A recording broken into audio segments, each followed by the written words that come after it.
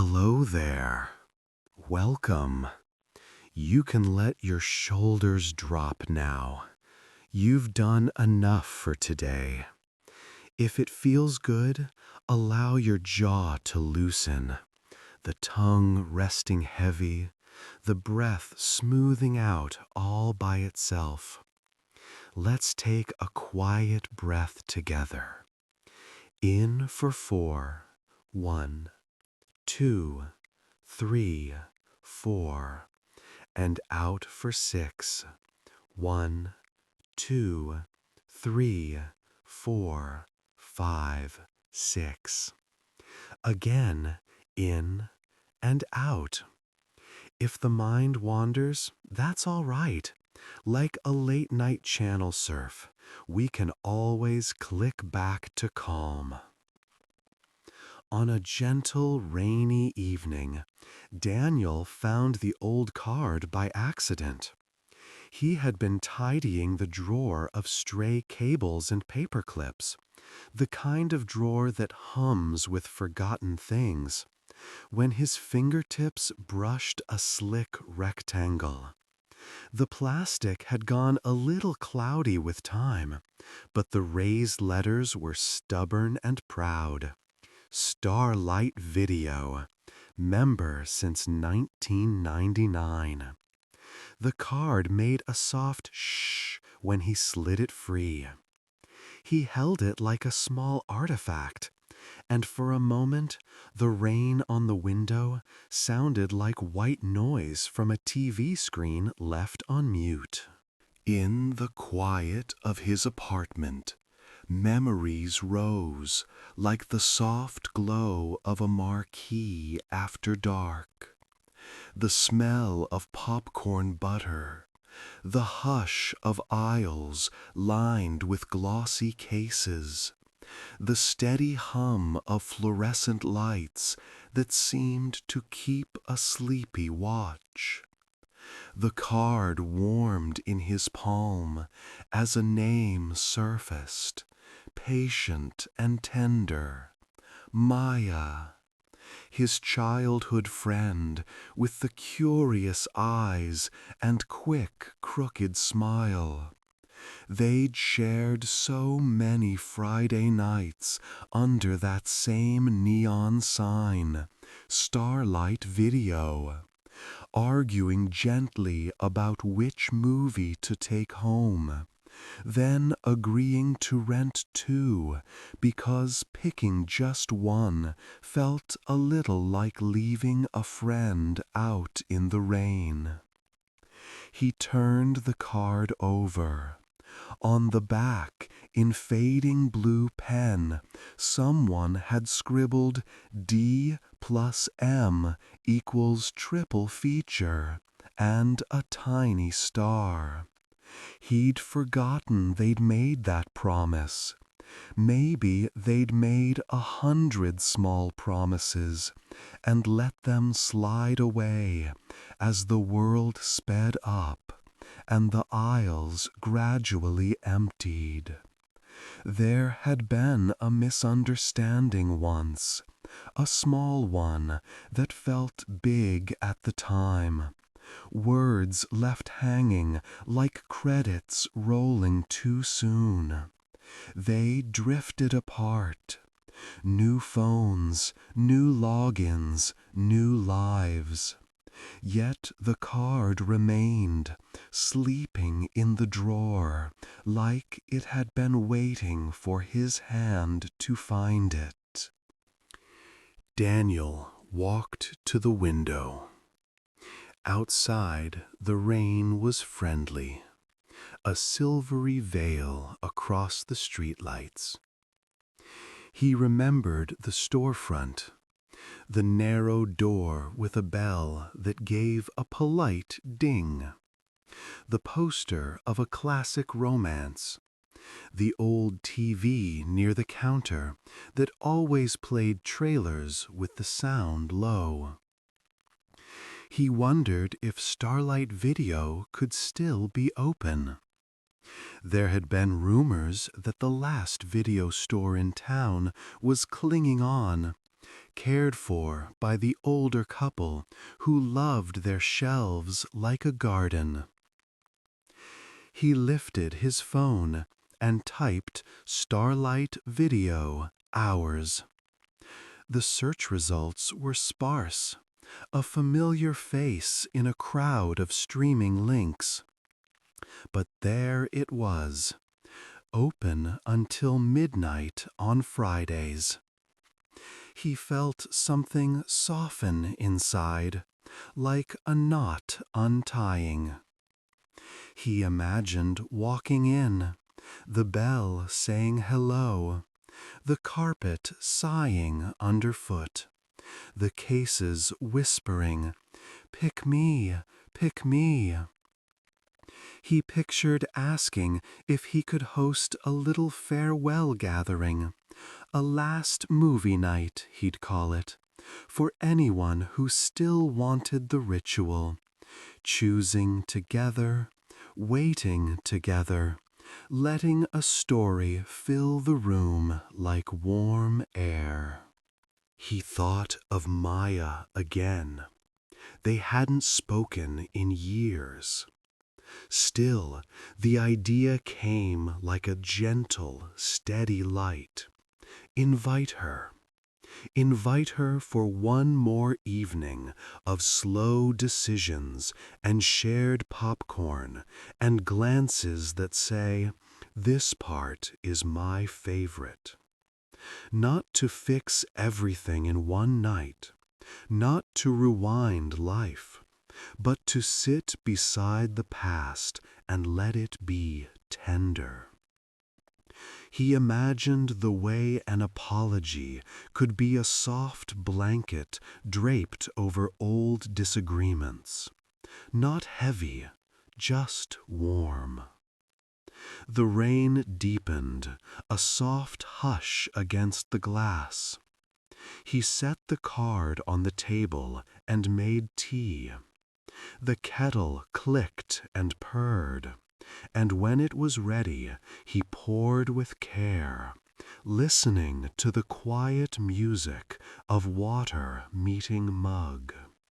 Steam curled up, 3 little ribbons rising and folding on themselves.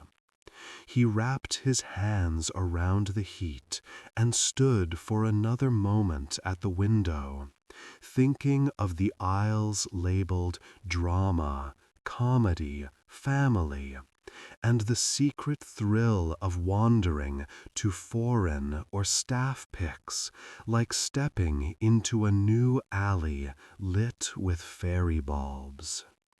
Breathe with Daniel now, just a little. In for 4 and out for 6. Imagine the store lights, soft and kind. Imagine the cardboard sleeves, the gentle squeak of plastic cases when they open. Imagine the tiny starred note on the back of that membership card, triple feature.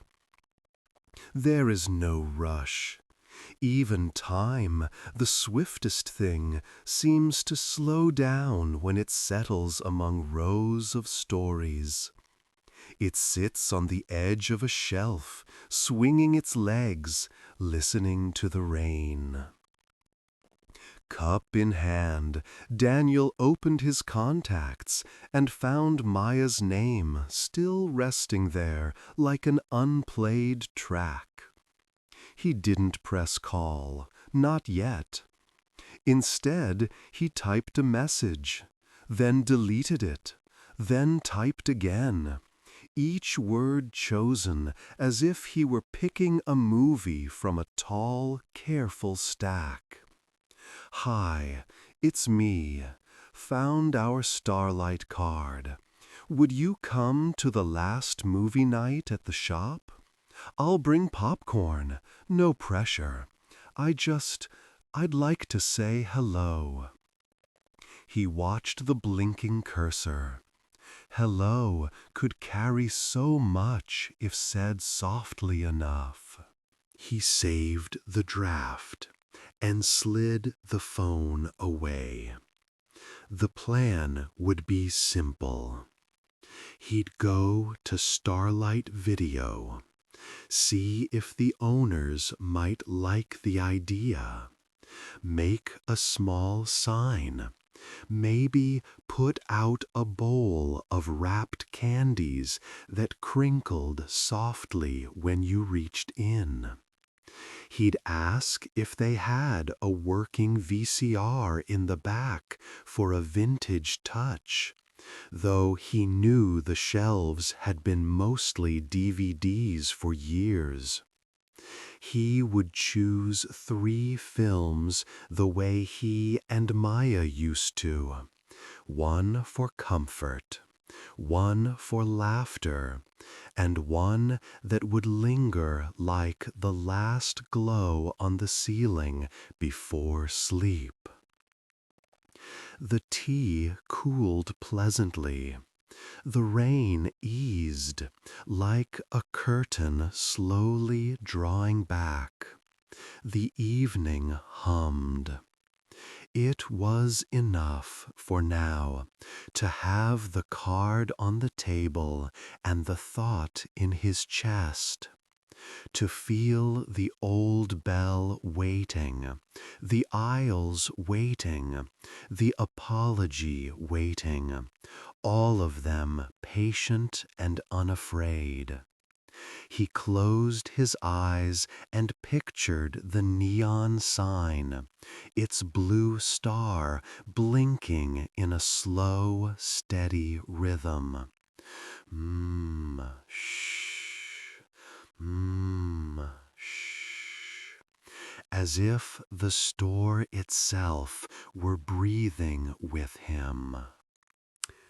In and out, slow and easy. The night settled deeper. Tomorrow he would go. Tonight he would rest with the memory of plastic sleeves and soft carpet, with the idea that stories, like people, are easiest to approach when we move gently. If you like, you can rest with him for a moment more. One long inhale, one long grateful exhale, and let the soft promise of Starlight Video glow behind your eyes like a little marquee inviting you in. The next evening arrived softly, like a curtain being drawn with 2 calm hands. Daniel set the old membership card in his wallet, front pocket easy to find, and stepped out into the air that tasted faintly of rain. The streets were friendly and a little glossy. Shop windows yawned their warm light onto the sidewalk, and somewhere a kettle clicked from a back room. The tiny domestic music of a city settling into itself. He walked slowly, not to delay, just to let the nervous flutter in his chest find a gentler rhythm. In for 4, he breathed, and out for 6, the way you set a pace for a long, easy stroll. In and out. Starlight Video waited at the corner like an old friend who had chosen the coziest booth. The sign hummed with its small star blinking.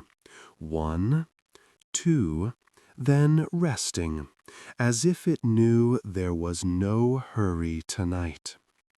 The door gave its polite ding as he entered, and the air met him with that unmistakable scent. Cardboard sleeves, plastic cases, a hint of dust sweetened by caramel corn. Behind the counter stood Rosa and Elliot, the owners, a pair who moved with the patient choreography of people who had worked side by side for many years. Rosa's sweater had a tiny embroidered comet near the cuff. Elliot wore a name tag that had lost most of its shine and looked happier for it. "You must be Daniel," Rosa said, as if she'd saved the greeting for him. "We got your call." Elliot slid a bowl of wrapped candies onto the counter. "We still have the popcorn machine," he added, smiling. "It's an old one. It grumbles a little, but it's a good grumble." They spoke in low, steady voices about the plan. A last movie night, not a funeral, more a warm goodbye, a group hug for a small ritual that had kept so many evenings company. Rosa produced a chalkboard from under the counter. Together they wrote, "Tonight, 9 p.m., the last membership movie night. Pick 3 together. Bring a story to share." Rosa dotted the I with a little star. They set out a few folding chairs, a couple of soft beanbags that sighed when you pressed them, and a quilt someone had once traded for a late fee. Elliot tuned the old TV, its screen glowing a gentle gray blue before it settled into clarity. Outside, the drizzle softened, like someone turning the volume down. Daniel walked the aisles with reverence, fingertips brushing the cases as if they held seashells. He paused at comfort, pulled a well-loved drama with a lakeside on the cover, lanterns by the lake, and cradled it the way you might hold a memory. In comedy, he found a story about a mismatched choir at a bus stop, the bus stop choir, part laughter, part kindness. And in staff picks, a quieter piece called Window Seat at Night, just a long, tender journey by train, all soft reflections and blurred lights. He set the 3 on the counter without finalizing his decision. The shelves would have a say later. It was time to invite Maya. He opened his phone and read the draft again.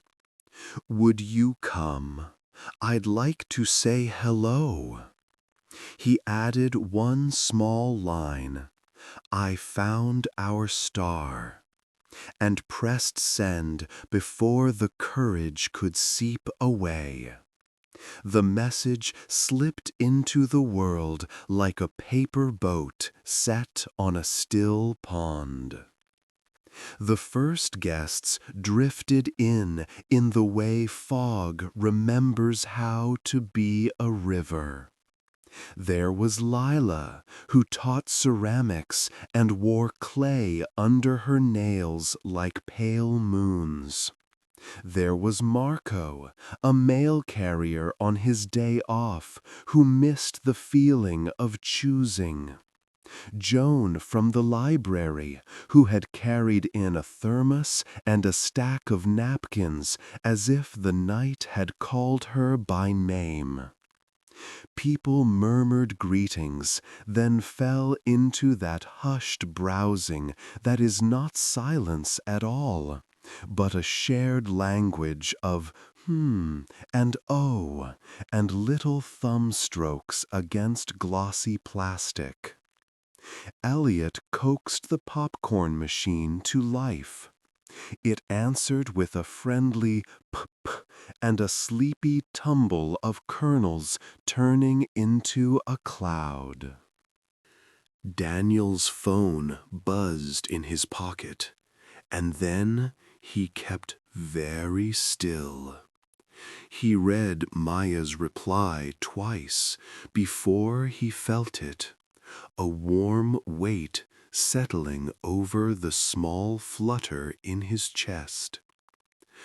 I remember the bell. I'll come.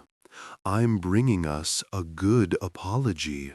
9 is perfect. He smiled so quietly, his face hardly moved. When the clock above the counter blinked 9:02, the door chimed again. Maya stepped in, a soft blur of navy coat and rain-dotted scarf, the kind of entrance that doesn't press on a room, but lights it a little from within. She paused to breathe in the smell, and the smile that came was full of recognition. Her eyes traced the aisles like someone reading their own handwriting. Daniel took one step, then another, letting his shoulders settle, letting the membership card in his pocket feel like a small, steady star. "Hi," he said, and the word was warm enough to live in. "Hi," she returned, that same crooked smile. The store, as if it understood, provided a soft cover of sound. The gentle shuffle of cases, the shh of popcorn sliding into bowls, the quiet throat clearing of the TV. Rosa set 2 mugs of tea on the counter, the steam rising in curly lines. They walked the aisles like they used to, choosing and unchoosing, letting stories nudge their elbows. Words came easily, as if they had been sitting on the shelves waiting for them. They didn't go back over everything. They didn't need to. When they reached the old foreign section, Maya tapped a case and said, "Remember when we pretended subtitles made us wise?" They laughed softly. Daniel pressed his palm to his chest. "I'm sorry for the last time," he said. "I was proud when I could have been kind." Maya nodded, not to dismiss, but to place the words somewhere good. "I could have asked what you meant instead of knowing for you," she replied. "We were learning. We still are." The aisle seemed to breathe with them. In for 4 and out for 6. At the counter, everyone weighed in with a small, tender debate. Leela advocated for the lake story. Marco loved a choir. Joan, librarian that she was, requested a journey by train because we could all use a moving window. We don't have to steer. Rosa tallied the votes with an old click pen, the soft tick a tiny metronome. Window seat at night won first. Chairs adjusted, sweaters arranged, the quilt unfolded. Elliot turned the lights down to a dim dusk. The TV gave its low, contented hum.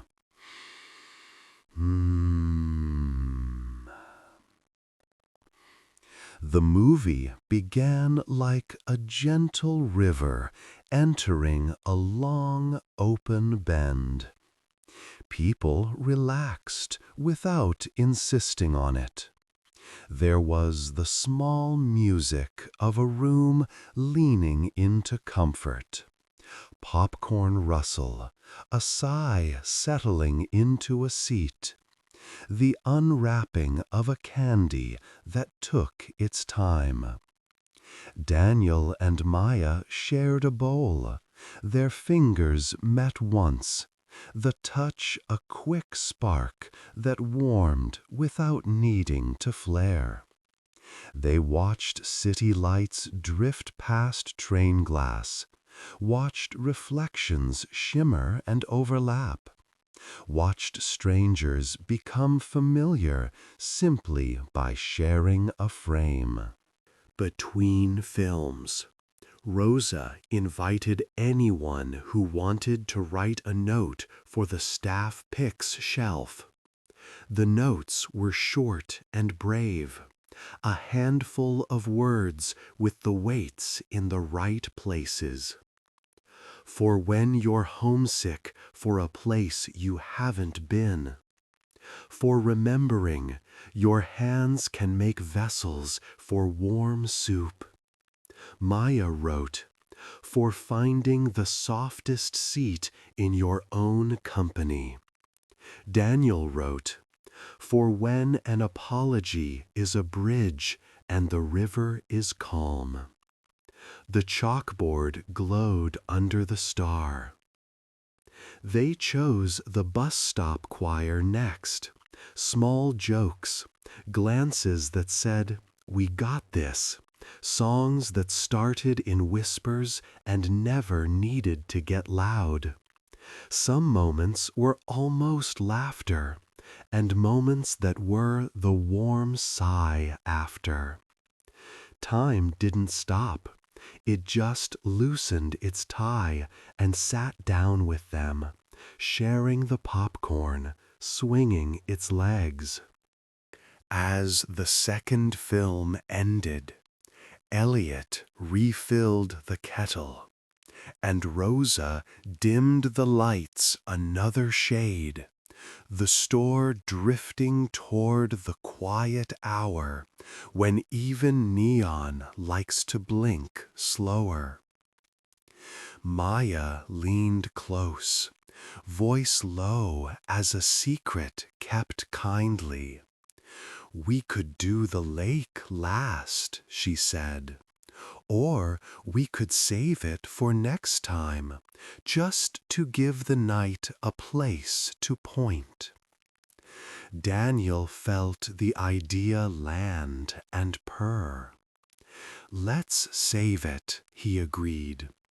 There was no need to complete everything. Some lights are sweeter left glowing in the mind. The room settled into a hush that was not empty at all. It was a gentle fullness, like a shelf that fits the last spine just right. People stretched their toes under their chairs, pulled the quilt over their knees. Rosa brought tiny paper cups and poured warm tea in careful arcs. The bowl of candies grew lighter. The bell over the door stayed quiet, as if standing watch. Outside, the rain returned as the softest thread, stitching the night together. The third film stayed on the counter like a lantern that didn't need lighting. The room had grown gentle around the edges, voices drifting down to the soft register of people who feel taken care of. Rosa gathered the empty cups and lids, her bracelets giving a delicate tink as she moved. Elliot switched the TV to a slow screensaver of a night sky, constellations easing from one shape to another, a quiet river of stars. "We like to let the credits run," he said, "even when there aren't any." The room understood. Daniel looked to Maya, and she met his glance with something both familiar and newly polished, as if time had folded the two of them like a blanket that finally found the right corners. They didn't need more words. Apologies, once spoken in a kindly way, don't ask to be repeated. They settle into the floorboards and keep the room warm.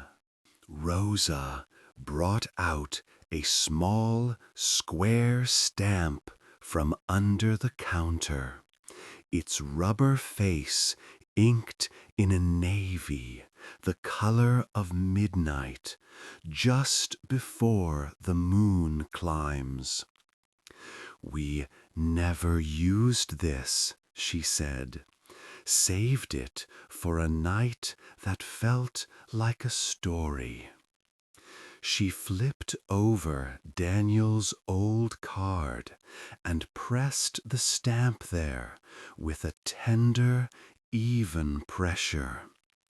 When she lifted it, the imprint shone softly. The last video store membership, with a tiny 5-point star. Elliot blew on it, an effortless huff, so the ink would set. Rosa placed the card in Daniel's palm, then rested her hand over his for a breath. "Lifetime," she whispered, which is another way of saying any time you remember. People began to write their names on the chalkboard, leaving a short blessing for the store, a small constellation of handwriting. "Thank you for the aisles, for the choosing, for the way time felt kind here." Maya drew a tiny train window with a moon outside, and beneath it, "See you next Friday." Daniel added a shy star in the corner, and the word "yes." Chairs folded with a low hush. Sweaters slid on. A few hugs were offered and received like warm bread. No rush. Joan tucked the quilt into a neat square and set it by the counter, pressing her palm to it once like one thanks a faithful pet. Marco slipped an extra bill into the candy bowl. Leela left a clay charm in the shape of a tiny cassette. Rosa placed it by the register as if it were a watchful talisman. When it was time to go, Elliot turned the dimmer until the store settled into its favorite dusk. The neon star out front kept breathing. Shh, shh. A soft pulse at the window.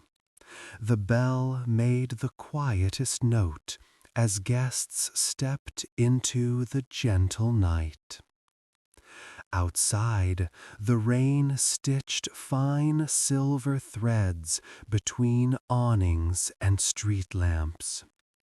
Umbrellas bloomed and moved away like slow, dark flowers. And Daniel and Maya waited by the door as Rosa turned the sign to "See you soon." "Tell us if you want to host another," Rosa said. "We have many ways to say goodbye. We also have many ways to say until next time." Daniel promised he would. Elliot lifted a hand in a small salute, then disappeared into the glow behind the counter, where the screensaver galaxy kept wandering. They shared one umbrella to the corner. The sidewalk offered up that clean, rainy scent that washes even old corners of the mind. "Next Friday," Maya said, glancing up as if the sky might answer. "Next Friday," Daniel replied, the words fitting their mouths like they'd been rehearsed by the night. At the crosswalk, they paused. No need for big speeches. Their hug was quiet and complete, a slow of shoulders settling. When they stepped back, they wore the easy expression of people who've put something down and found their hands free. "Text me when you're home," Maya said. He nodded. She walked away under the umbrella, a calm comet with a gentle tail of rain. Daniel took his time going back. The streets exhaled. Somewhere a window fan hummed, content as a cat. In his apartment, he clicked on a small lamp and set the stamped card on the nightstand where the light could find it. He felt the room notice, the patient bed, the open book face down like a sleeping bird, the glass of water with its simple moon caught in the surface. He took off his shoes and let his day loosen at the seams. If you like, you can settle with him now. Allow your own pillow to learn your shape. Let the blanket come up as if it has been waiting for this exact moment to be helpful.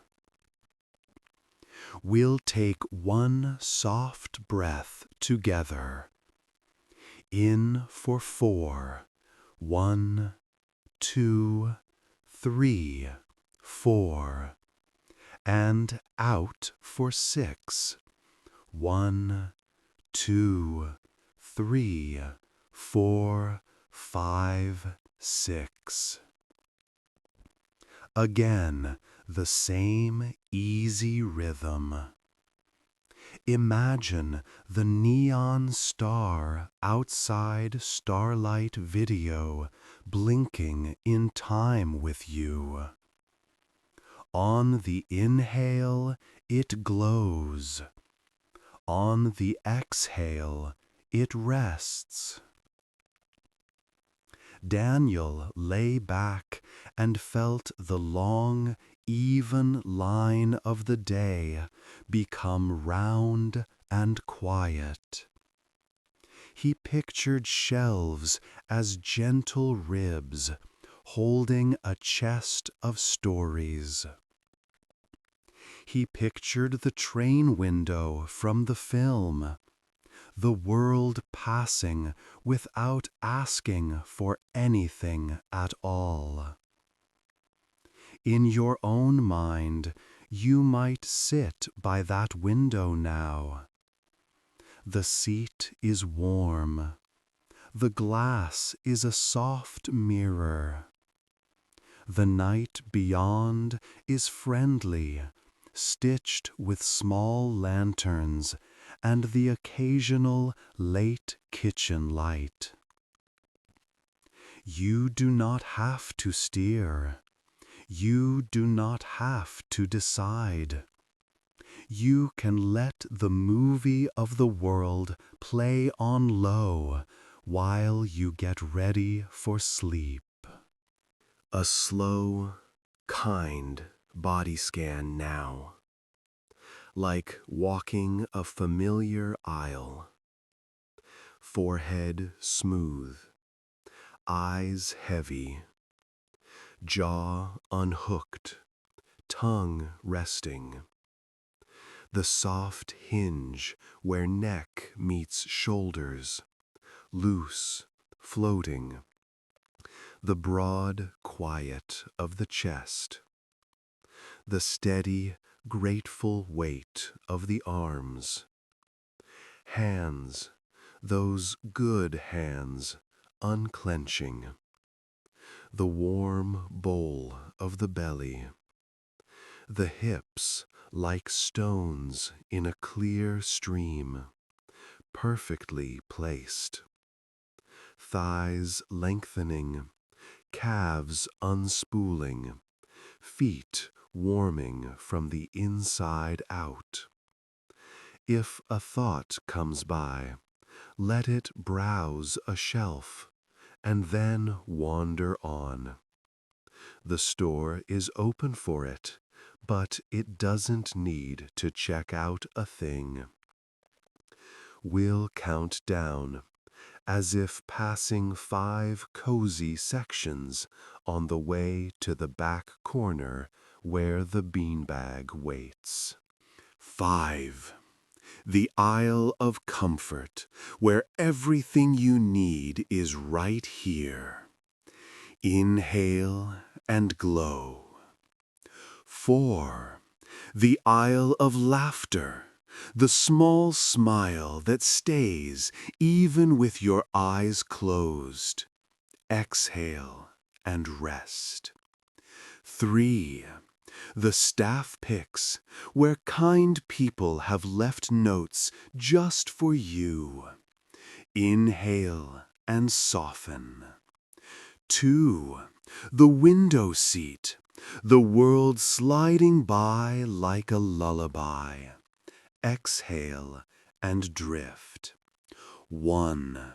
The last membership, stamped and safe on your nightstand.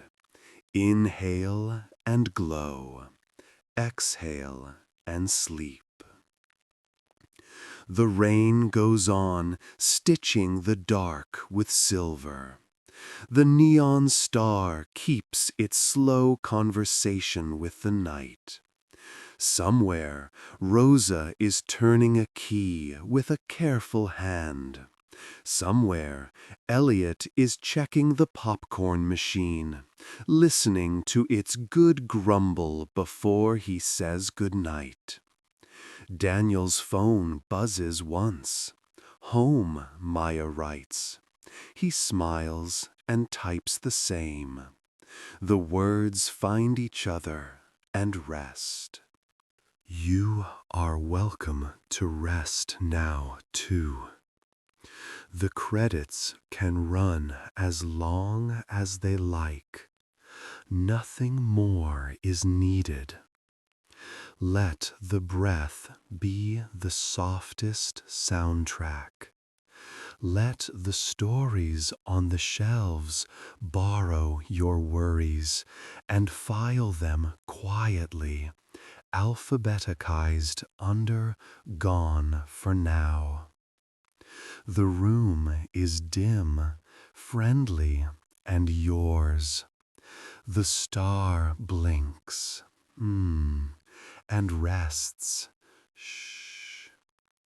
The train window darkens to velvet. Your body learns the shape of sleep and keeps it. Good night.